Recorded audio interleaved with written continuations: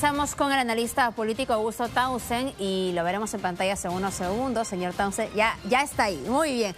Primero, para preguntarle su impresión respecto a esa solicitud de una auditoría, lo conversábamos con un experto en temas electorales que nos señalaba prácticamente que sobre el resultado final, a lo mucho, si es desfavorable para el que se proclame ganador, podría nada más deslegitimar, digamos, su triunfo, pero no más sobre el tema del conteo de actas. Buenas tardes.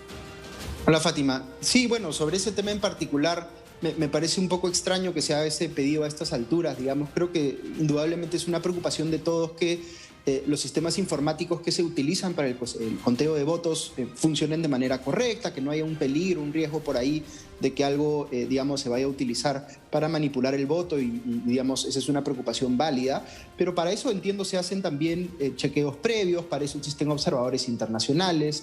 Entonces hay que tener cuidado también con estos pedidos porque hay que tomarlos en su justa dimensión. Tampoco hay que sembrar la idea de que hay algo, digamos, probadamente equivocado, que no funciona bien en la manera como se están utilizando, digamos, estos sistemas informáticos en la OMPE, ¿no? Lo cierto es que hay dos lados, ¿no? Y dos miradas, la de Perú Libre y los simpatizantes o aquellos políticos que han respaldado la candidatura de Pedro Castillo, que ya lo proclaman como el ganador, lo escriben en las redes sociales también, en sus declaraciones, y hablan de que, por el otro lado, Fuerza Popular o Keiko Fujimori no reconocen que ha perdido. Entonces, ¿cuál es, digamos, hasta qué punto hablamos de responsabilidad cuando se presentan, por ejemplo, esas solicitudes, o se habla de ya un ganador que no ha anunciado el ente electoral? Sí, yo creo que no es conveniente que se esté, digamos, tomando por ganador a ninguno de los dos. Indudablemente la situación actual da un poco de ventaja a uno sobre el otro, pero tenemos que esperar con calma que resuelvan las autoridades electorales. Nos cuesta a todos, porque todos quisiéramos superar ya, digamos, esta confrontación enorme que hemos tenido a propósito de la elección y ya queremos tener los resultados, ¿no es cierto? Sí. Y por supuesto hay mucha gente que tiene la preocupación de que han habido irregularidades y demás, y para eso hay que esperar a que los procesos legales que se han abierto sean resueltos en el tiempo que tome resolverlos, aunque eso nos haga demorar un poquito más en la entrega de los resultados de parte de las autoridades correspondientes. No me parece a mí conveniente que se esté dando por ganador a nadie. Creo que no es conveniente que lo hayan hecho líderes de gobiernos extranjeros también, ¿no es cierto? Entiendo ahí la razón de que la Cancillería haya protestado, por ejemplo, respecto a algunos países que han, o los líderes de algunos países que han dado por ganador al candidato Castillo. Hay que esperar con calma, hay que ver qué se resuelve.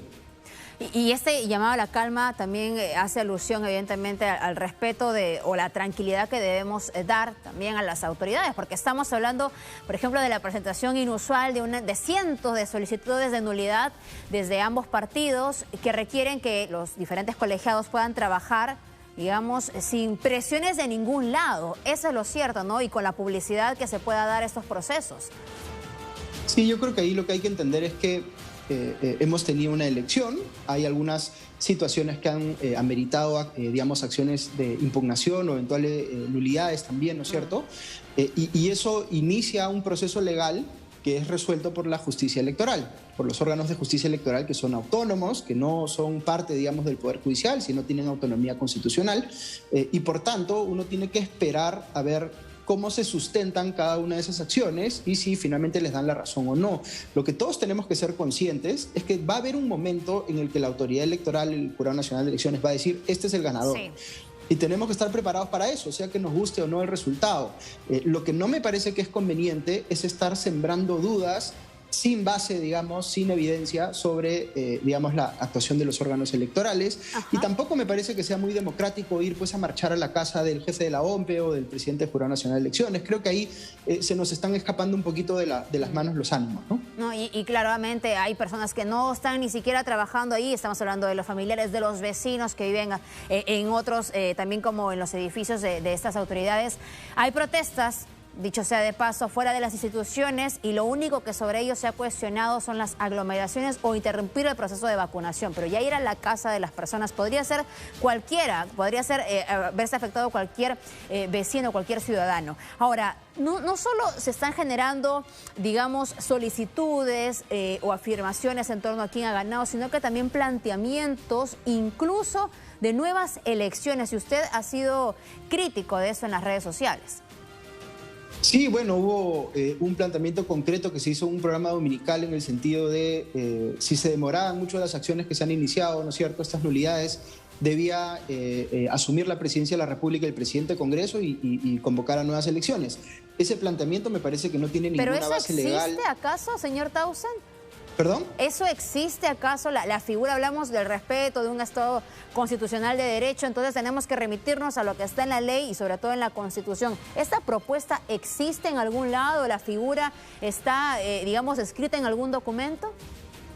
Yo creo que esta propuesta en particular no tiene base legal. Hay, por supuesto, otras formas, entiendo, de declarar la nulidad de una elección que no tienen nada que ver con lo que se ha invocado, digamos, este último fin de semana.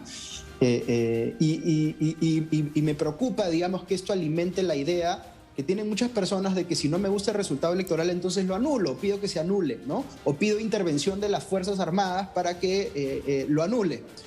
Y ahí se está poniendo a prueba cuál es el verdadero sentimiento democrático que tenemos los peruanos en general, ¿no es cierto?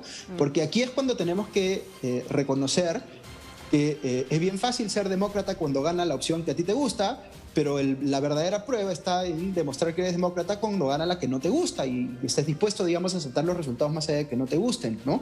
Y por supuesto hay una duda que todavía está abierta porque no están resueltos todos los procesos legales que se están siguiendo ante las autoridades electorales, pero va a haber un momento en que esos procesos van a estar resueltos y en ese momento hay que digamos, hacer paces con la idea de que el resultado puede ser el que tú quieres o el que no quieres, igual hay que respetarlo.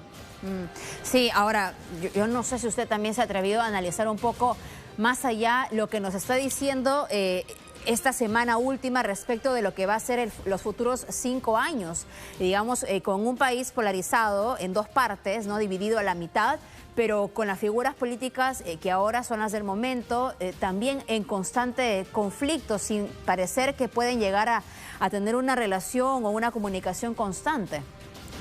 Sí, yo creo que ahí lo que ocurre, Fátima, y me parece que lo hemos conversado también antes, el Perú está en un proceso de deterioro democrático hace ya buen tiempo. No es una cosa que haya pasado de la noche a la mañana, ¿no es cierto? Hace tiempo vemos cómo se ponen en entredicho ciertas figuras o ciertas instituciones constitucionales, cómo se utilizan ciertas figuras constitucionales de manera excesiva, como la vacancia, como la disolución del Congreso.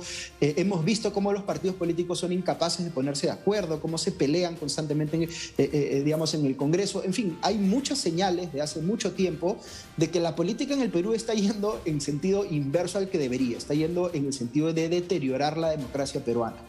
Y lo que hace particular a esta elección es que hemos tenido un fenómeno de polarización tan fuerte que si ya estamos en una situación bien precaria, ahora lo estamos mucho más, ¿no? Y yo lamentablemente veo con mucha preocupación, como siento que ven muchas personas también, lo que viene, ¿no es cierto?, para la democracia peruana, porque ¿cómo recuperar la confianza en un sistema que se ha aprovechado tan deliberadamente de, digamos, este ejercicio de polarizar a la población, ¿no? El que las personas estén mostrando hoy estos reflejos tan antidemocráticos es resultado de que los hayan polarizado adrede tanto durante la elección, ¿no es cierto? Y hay que volver a hacerle sentir a la gente que primero... También. De acuerdo, hay que volver a hacerle sentir a la gente que el Perú es uno solo, que la sociedad peruana es una sola, que no podemos vivir desintegrados, que tenemos que entender que personas que votan distinto que nosotros tienen expectativas distintas y por eso es que votan distinto que nosotros.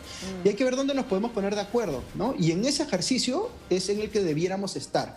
Y yo siento que estamos alargando demasiado, confrontando demasiado todavía, digamos, en lo que está pasando hasta el día de hoy en la política. Y tiene que haber un momento en el que pasemos la página y digamos, ok, hay un gobierno y hay una oposición que tienen posiciones ideológicas y programáticas muy distintas, pero a pesar de eso hay que ver en qué podemos avanzar como país. Porque no se trata tampoco de desearle mal al que gane el gobierno. Todos necesitamos que el país le vaya mejor. Tendríamos que igual tener claro que gana alguien la presidencia y no se trata de voltear, ¿no?, dar la espalda y que vean cómo hacen las cosas estos 5 años, sino que constante compromiso de parte de los ciudadanos. Ahora, mencionaba usted que no es responsable en este momento hablar de un ganador, además en una contienda con los votos una diferencia tan cercana, similar a la que hubo en el 2016 entre Pedro Pablo Kuczynski y también la señora Fujimori. Pero ya hemos visto que varios representantes, ex candidatos a la presidencia, han acudido a la casa o al local donde se queda o se reúne el candidato Castillo, ya en una señal de aceptación y de reconocimiento de su victoria. ¿Usted tiene alguna opinión al respecto? Se vienen ahorita rápidamente algunos nombres, Josh Forsyth, hoy día el señor Julio Guzmán también. No menciona a la señora Verónica Mendoza porque ella ya le había mostrado su respaldo en camino a la segunda vuelta y estaban trabajando, se entiende, juntos. Pero hay, por ejemplo, otras figuras, Daniel Salaverry, ¿no? que también se ha puesto un poco más en compromiso, se autoproclamó vocero, luego le quitaron esta vocería o más bien le aclararon la condición que tenía. ¿Cómo usted evalúa estas representaciones, estas personas que están acercándose, que también han tenido, digamos, algún liderazgo durante la campaña y que algunos tienen representación en el Congreso? Yo creo que el que esté teniendo Pedro Castillo reuniones con otros líderes políticos no me parece per se malo. Si eso está sirviendo para acercar posiciones con otros partidos, para ver en qué cosas, en qué temas hay consensos, en qué asuntos se puede trabajar de manera, digamos, convergente, me parece bien. Lo que no me parece bien es que se esté dando por ganador cuando todavía no hay anuncio oficial, ¿no? Y ahí está, digamos, el caso específico de Julio Guzmán, que ha declarado un poco en ese sentido. Y además siento yo que ponen aprietos Guzmán al presidente Sagasti, que pertenece a su mismo partido, y que es el que más claramente tiene que asumir una posición de neutralidad. Entonces yo sí creo que no ha sido muy responsable de Guzmán haber tenido esa declaración pública. Además, cuando no queda, con lo del fin de semana, ¿no? Además, cuando no queda muy claro cuál es la posición en el que está en términos de representación de su propio partido. Entonces, no me parece que haya sido algo muy responsable. Creo que más bien le ha abierto un flanco innecesario al presidente Sagasti, ¿no? Es curioso porque además él sale diciendo que no se va a dedicar ya al tema político, sino a la docencia, pero finalmente ha ido, finalmente sigue siendo una figura representativa del Partido Morado. Sí, yo prefiero no presumir digamos, la mala intención en este tipo de cosas. Creo que su intención puede haber sido correcta. Quiere ir a ver si es que puede articular trabajo con él si es que sale elegido presidente. Pero sí me parece que le genera un problema al presidente Sagasti. No era conveniente que hiciera algo así, ¿no? Sí, y temprano también leía que se estaba presumiendo la posibilidad ahora de que más bien Pedro Castillo, con apoyo, ¿no? Y nuevamente hablo de que eso es una presunción, casi un rumor, de que estarían alistando un plan, ¿no? Un plan de gobierno, digamos, más alejado incluso del que había presentado al inicio Perú Libre con Vladimir Cerrón, incluso en la portada. Esta posibilidad, además, que se viene armando junto con representantes de Nuevo Perú, de Juntos por el Perú también. ¿A usted qué tan acertado le parece que se está encaminando en todo caso un planteamiento de esa naturaleza? Suponemos, sobre todo, ahondando en lo económico. Sí, bueno, este es un tema de preferencias ideológicas, programáticas, sin duda. Yo, en lo personal, tengo muchísimas discrepancias con el plan de gobierno original de Perú Libre. Simplemente creo que las ideas económicas que ese plan proponía no van a conducir a nada bueno en el país. Esa es mi opinión y, por supuesto, es un tema debatible, ¿no? Entonces, para mí, a título personal, sí me parece conveniente que esté habiendo una conversación, ya sea la interna de Perú Libre o con otros partidos políticos, para desarrollar un plan que se aleje un poco de esas ideas.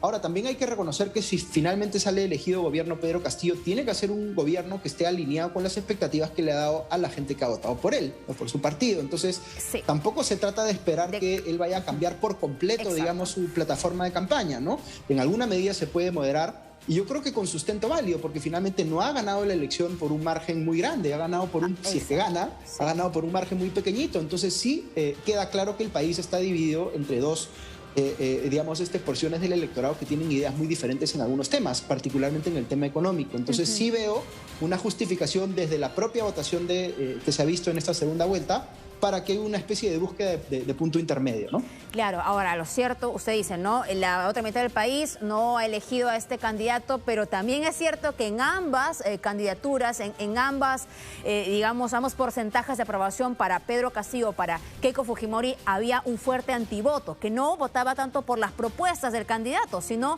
para evitar que el otro pudiera ocupar el sillón presidencial.